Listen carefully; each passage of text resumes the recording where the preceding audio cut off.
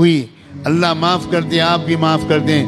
اب ہم اپنے کسی رہبر کو اکیلا نہیں چھوڑیں گے۔ تم نے رہبروں کو اکیلا چھوڑا ہے، تب حکومتوں کی ہمتیں بڑھتی ہیں۔ تو وہ کبھی مولانا کلیم صدیقی کو بند کر دیں اور کبھی مفتی سلمان اظہری کو بند کر دیں۔ لا حول ولا قوت الا باللہ۔ ہم سب ایک ہیں، مسلک کی بنیاد پر لڑائیاں بند کرو۔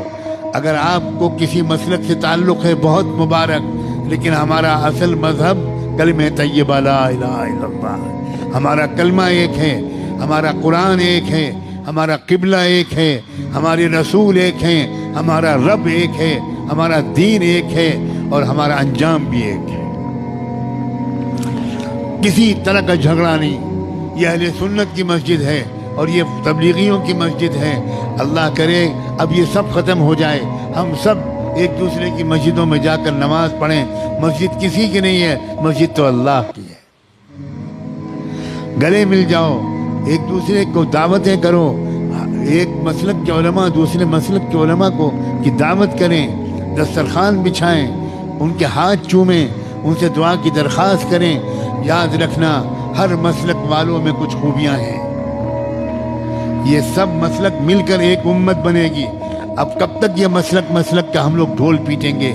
اب بن جاؤ ایک امت، اس لیے کہ دشمن ایک امت بن گیا۔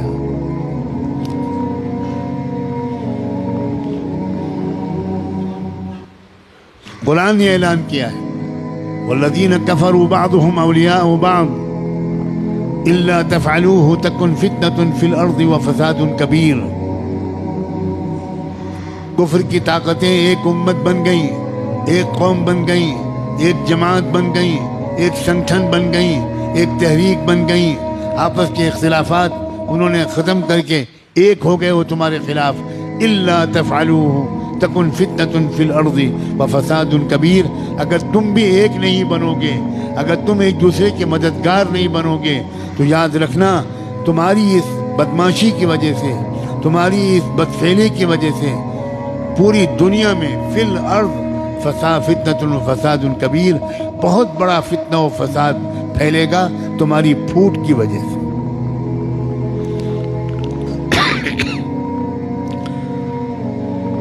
اب تو نہ مدرسے چھوڑے جا رہے ہیں، نہ درگاہیں چھوڑی جا رہی ہیں۔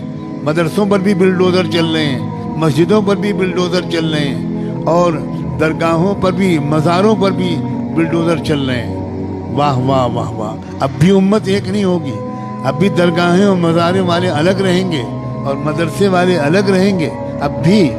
اب تو بھائی خدا کے لیے اب تو ایک ہو جاؤ، ایک ہو کر مضبوطی کے ساتھ ایک طاقت بنو، اور اس بات کی عادت ڈالو کہ جب یہ میرے جیسا کوئی کہنے والا یہ بات کہے تو جس مجمع کے سامنے کہے اس مجمع میں سے کم 50% لوگ وہ باقاعدہ اپنے علاقے کے ذمہ داروں کے ساتھ آئیں، میرے پاس آئیں، میرے جیسے لوگوں کے پاس آئیں اور تفصیل پوچھیں کہ ہم اپنے ملک کو سنبھالنے کے لیے کیا کریں۔ نوجوانوں آؤ گے یا چوڑیاں پہنا دوں میں تم کو؟ میں چوڑیاں بھیجوں؟ میں سچ کہتا ہوں میرا دل بہت دکھا ہوا ہے، بہت دکھا ہوا ہے۔ اور مال والوں اپنے مال کو شادیوں میں خرچ کرتے رہو گے؟ بتاؤ، جواب دو۔ شادیوں میں خرچ کرو گے یا قوم کی حفاظت کے لیے خرچ کرو گے؟